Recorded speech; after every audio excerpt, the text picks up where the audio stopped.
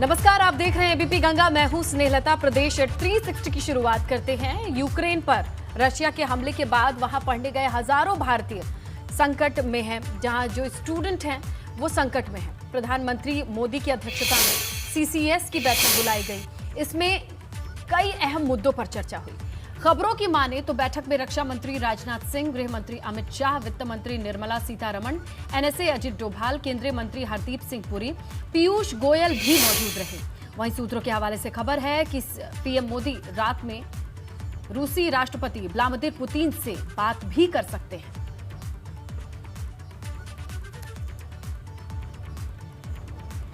तो देखिए, ये मीटिंग बहुत अहम रही है, जहां पर आज ये बड़ी बात होगी कि क्या प्रधानमंत्री नरेंद्र मोदी व्लादिमीर पुतिन से बातचीत करेंगे, क्योंकि आज यूक्रेन के एम्बेसडर ने बड़ी इमोशनल अपील की है। एएनआई से बात करके उन्होंने ये अपील की है कि क्या पता पुतिन किसी की सुनते हो, तो ऐसे में क्या प्रधानमंत्री नरेंद्र मोदी पहल करेंगे, क्या बात करेंगे व्लादिमीर पुतिन से, ये देखना अहम होगा। लेकिन उससे पहले ये बैठक की तस्वीरें देखिए। इसके अलावा कई स्टूडेंट्स हैं जिनकी संख्या 20,000 के करीब बताई जा रही है, वो फंसे हुए हैं। क्या उन्हें निकालने की रणनीति होगी? देखिए, जो सिविलियन फ्लाइट्स होते हैं, जो एविएशन वाले फ्लाइट्स होते हैं, उनको तो रोक दिया गया है युद्ध की घोषणा के साथ साथ। इसीलिए एयर इंडिया की फ्लाइट को खाली लौटना पड़ा। ऐसे में उन स्टूडेंट्स का क्या होगा? ये तमाम सवाल अब सामने हैं।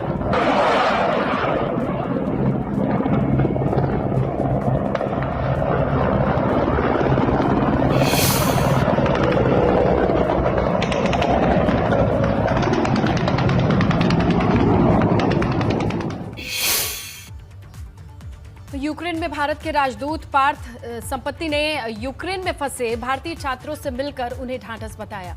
उन्होंने कहा कि 20,000 भारतीय यूक्रेन में हैं, जिनमें अधिकतर छात्र हैं। हालात तनावपूर्ण हैं। नमस्कार बच्चे।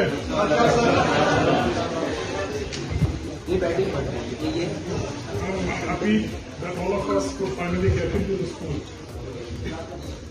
It's been a very anxious day for you, and I can tell you maybe many more times for me, because we heard of this news that the Air India flight is cancelled, and suddenly we realized all of you are here. And then, as you know, martial law has been imposed, so too many people cannot be together. So we took a conscious decision to keep you outside so the authorities could see the numbers. And that led to the negotiation which helped us keep the school. रूस Ukraine युद्ध पर विदेश मंत्रालय का बयान सामने आया है। विदेश सचिव हर्ष श्रृंगला का बयान सामने आया। पोलैंड के रास्ते यूक्रेन में फंसे भारतीय लौट सकते हैं, ये बड़ी बात निकल करके सामने आई है। यूक्रेन में फंसे भारतीयों को निकालने के लिए कैंप बनाए। पोलैंड यूक्रेन सीमा पर भारतीयों के लिए कैंप बनाए गए हैं और यहीं से रास्ता निकाला जाएगा उनके वतन वापसी की। हमने जैसा कि अभी आपको बताया, 20,000 स्टूडेंट्स हैं जो इस वक्त यूक्रेन में फंसे हैं। उन्हें वतन वापसी कराने की जिम्मेदारी है, जहां अब सीमा पर, पोलैंड और यूक्रेन की सीमा पर कैंप लगाए जाएं और वहां से रास्ता निकाला जाए इन स्टूडेंट्स को घर ले आने का जरिया। तो विदेश सचिव हर्ष श्रृंगला का यह बयान सामने आया है कि पोलैंड के रास्ते यूक्रेन में फंसे स्टूडेंट्स को, भारतीयों को बाहर लाया जा सकता है और इसके लिए कोशिश करना होगा कैंप बनाएं और कैंप के बाद इन स्टूडेंट्स को, इन भारतीयों को भारत लाया जाए। तो यूक्रेन पर रूस के हमले के बाद भारत के कई छात्र यूक्रेन में फंस गए हैं। लगातार भारत वापसी की गुहार लगा रहे हैं। ये 7 जगहों की तस्वीरें देखिए आप, जहां छात्र यूक्रेन में फंसे हुए हैं, जिसके बाद वो और उनके परिवार वाले वतन वापसी की गुहार लगा रहे हैं। इनमें वाराणसी, हापुड़, गाजियाबाद, बुलंदशहर और सहारनपुर, अमरोहा की तस्वीरें आपके सामने हैं। कासगंज की तस्वीरें आपके सामने हैं। किस तरीके से तमाम स्टूडेंट्स गुहार लगा रहे हैं और उनके घर वालों की धड़कनें बढ़ी हुई हैं।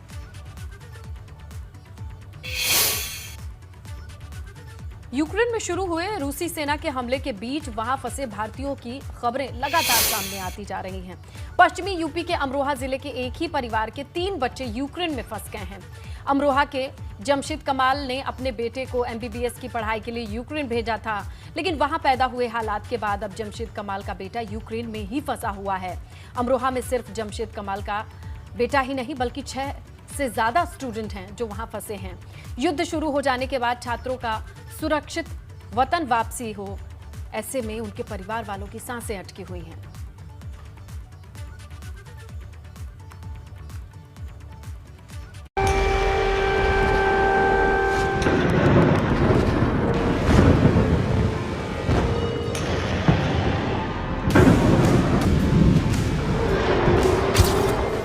रूस का जंगे ऐलान, न मिट जाए इंसानियत का नामो निशान।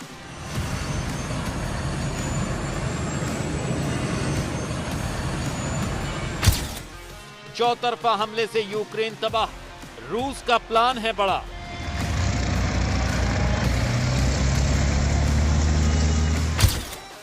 रूस के हमले से यूक्रेन में दहशत, दुनिया पर आएगी आफत।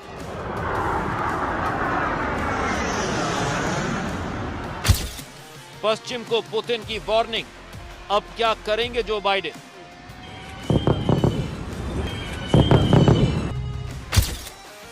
नाटो का ऐलान, पुतिन को नहीं बचा पाएगा भगवान।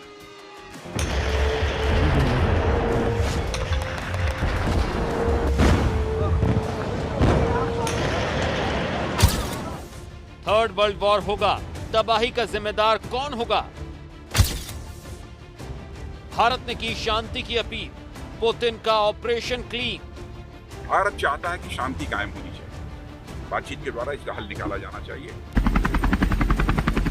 यूक्रेन की राजधानी पर बरस रहे आग के गोले दुनिया पर किसी शोले से कम नहीं, क्योंकि रूस ने यूक्रेन पर हमला बोलकर दुनिया को तीसरे विश्व युद्ध के मुहाने पर ला दिया। एक तरफ व्लादिमीर पुतिन है जो अखंड रूस का सपना गढ़ने में लगे हैं, तो दूसरी तरफ नाटो के वो 30 देश हैं जो इस वक्त यूक्रेन के साथ खड़े हैं। क्योंकि पुतिन ने ऐलान कर दिया है कि वो रुकेंगे नहीं, तो यूक्रेन ने भी कह दिया है कि वो झुकेगा नहीं।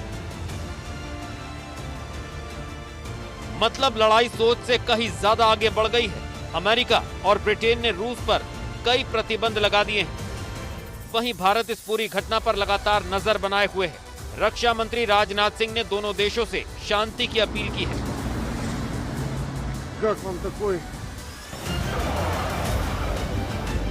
हालात बद से बदतर होते जा रहे हैं। वहीं कई भारतीय यूक्रेन में फंसे हैं, जिनमें वो छात्र हैं जो यूक्रेन में पढ़ रहे हैं, जिनके परिजनों का रो रो कर बुरा हाल है। उधर भारत सरकार अपने सभी नागरिकों को वापस लाने में लगी हुई है।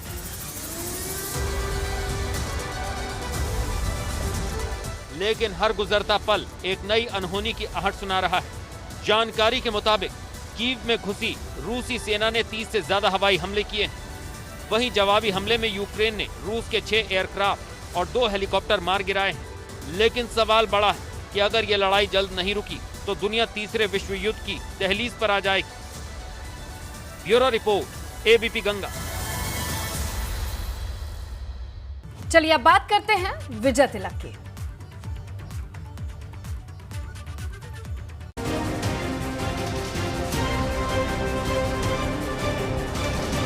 विजय तिलक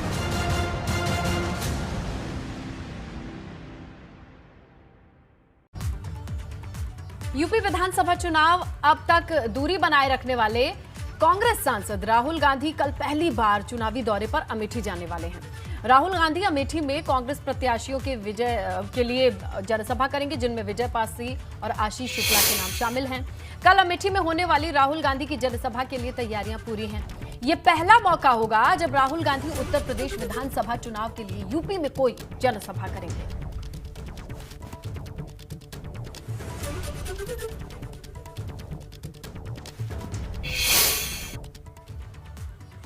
चौथे चरण का चुनाव खत्म होने के बाद भाजपा ने 5वें चरण के लिए पूरी ताकत झोंक दी है। मुख्यमंत्री योगी आदित्यनाथ ने बाराबंकी, श्रावस्ती, बहराइच में जनसभा के बाद अयोध्या में रोड शो भी किया। इस दौरान सीएम योगी ने भाजपा प्रत्याशियों के पक्ष में प्रचार करते हुए लोगों से जीत का आशीर्वाद मांगा। सीएम ने एबीपी से एक्सक्लूसिव बातचीत में कहा, भाजपा यूपी में फिर से प्रचंड बहुमत से सरकार बनाने जा रही है। राजनीति में अयोध्या और राम मंदिर का बड़ा महत्व है। आज मुख्यमंत्री योगी आदित्यनाथ अयोध्या की सड़कों पर रोड शो कर रहे हैं। योगी जी, क्या महत्व और क्या संदेश दे रहे हैं आज इस road show? Bharatiya Janata party के प्रति राष्ट्रवाद, विकास और सुशासन के प्रति जन समर्थन का प्रतीक है ये रोड शो। उमड़ता हुआ जन समर्थन प्रधानमंत्री मोदी जी और डबल इंजन सरकार के प्रति जनता के समर्थन और उत्साह को प्रदर्शित करता है। आप कह रहे हैं भारी बहुमत से सरकार आ रही है, तो क्या मैं भावी मुख्यमंत्री से बात कर रही हूँ इस समय? देखिए, मुख्यमंत्री कोई राम भक्त ही होगा, रावण भक्त नहीं। इस बार अखिलेश यादव कह रहे हैं कि बीजेपी को करंट लगेगा 440 वोल्ट का। ये तो रोज उन पे लग रहा करंट बता रहा है। 4 चरणों के चुनाव हो चुके हैं और उनके मुरझाए हुए चेहरे उनके बाहर भागने के लिए अभी से बुक हो रहे टिकट। 10 मार्च के बाद उत्तर प्रदेश में क्या होने जा रहा है इसकी गवाही दे रहा। योगी जी, बड़ी सवाल उठ रहे हैं कि नवाब मलिक की गिरफ्तारी से क्या उत्तर प्रदेश के चुनाव का या फिर हिजाब के मामले में कोई कनेक्शन है? किस बारे में? नवाब मलिक की गिरफ्तारी, महाराष्ट्र के मंत्री नवाब मलिक की गिरफ्तारी और हिजाब के मामले से क्या उत्तर प्रदेश चुनाव का? समाजवादी पार्टी ने कभी किसी अच्छे कार्य का समर्थन किया है क्या? आतंकवादियों का समर्थन समाजवादी पार्टी करती है, अवैध शराब के कारोबारियों का समर्थन समाजवादी पार्टी करती है और मनी लॉन्ड्रिंग से जुड़े हुए, अंडरवर्ल्ड से जुड़े हुए लोगों के साथ कनेक्शन में गिरफ्तार हुए महाराष्ट्र के एक मंत्री के समर्थन में जिस तेजी के साथ समाजवादी पार्टी ने अपना समर्थन व्यक्त किया है, मुझे लगता है कि इनको अहमदाबाद के फैसले में, न्यायालय के फैसले में अपनी सफाई भी देनी चाहिए और समाजवादी पार्टी को आतंकवाद के मुद्दे पर और आजमगढ़ में जहरीली शराब से हुए मुद्दे पर अपनी स्थिति भी स्पष्ट करनी चाहिए। योगी जी, एक सवाल उठ रहा है कि आप राम की बात करते हैं तो अखिलेश यादव हाथ में गदा लेकर घूम रहे हैं अपनी रैलियों में। ठीक ही बात है। हम तो चाहते, देखिए, अगले चुनाव तक अखिलेश यादव भी कार सेवा के लिए हमारे साथ यहाँ दिखाई देंगे और क्योंकि तब तक इन लोगों का जनाधार पूरी तरह समाप्त हो चुका होगा। इसके बाद समाजवादी पार्टी लड़ने लायक ही नहीं रहेगी। जनता जनार्दन उनको बहुत अच्छा जवाब देने जा रही है। योगी 1 रेजिम और योगी 2 में अगली सरकार में क्या अंतर देखने को मिलेगा? लोक कल्याण संकल्प पत्र भारतीय जनता पार्टी ने जारी कर दिया है। जो हमने कहा है वो करके दिखाया है और जो कहेंगे वो करके दिखाएंगे। अंतिम सवाल, आज की भीड़ और 4 फेज के बाद, जीत के बाद सीट में क्या आंकड़े देख रहे हैं? फिर एक बार 300 पार के लक्ष्य को भारतीय जनता पार्टी प्राप्त करेगी जीत और इस बात का भरोसा और जन सैलाब देखते ही बनता है इस समय अयोध्या की सड़कों पर। कैमरा पर्सन सूरज पांडे के साथ मनोज्ञा लोहीवाल, अयोध्या। करते हैं। आज अखिलेश यादव ने प्रयागराज में बड़ा ऐलान करते हुए कहा कि अगर यूपी में उनकी सरकार बनती है तो 3 महीने में वो यूपी में जातीय जनगणना करवा देंगे। इसके बाद सभी जातियों को आबादी के मुताबिक उनका हक मिलेगा। यूपी में भाजपा की जीत होगी या सपा की, ये तो 10 मार्च के नतीजों के बाद पता चलेगा। लेकिन आखिरी 3 चरणों के मतदान से पहले अखिलेश यादव ने एक बार फिर जातीय जनगणना करवाने का अपना वादा दोहरा दिया है और जातीय समीकरण में उलझे पूर्वांचल में सपा के पक्ष में माहौल बनाने के लिए बड़ा दांव चल दिया है। मैं आपको भरोसा दिलाता हूं कि समाजवादी सरकार जब बनेगी तो 3 महीने के अंदर जाति जनगणना कराने का काम भी समाजवादी लोग करेंगे और इसलिए करेंगे कि हमारे और आपके बीच में कोई भेदभाव ना हो। जातियों को गिन करके आबादी के हिसाब से उनको हक सम्मान मिल जाए, सबको स्थान मिले, सबको सम्मान मिले। यही समाजवादी लोग आने वाले समय में सरकार में करने जा रहे हैं। तो जातीय जनगणना का कार्ड कितना प्रभावी होगा ये तो 10 मार्च को पता चलेगा। इसी के साथ इस बुलेटिन में फिलहाल इतना ही। आप बने रहिए एबीपी गंगा के साथ।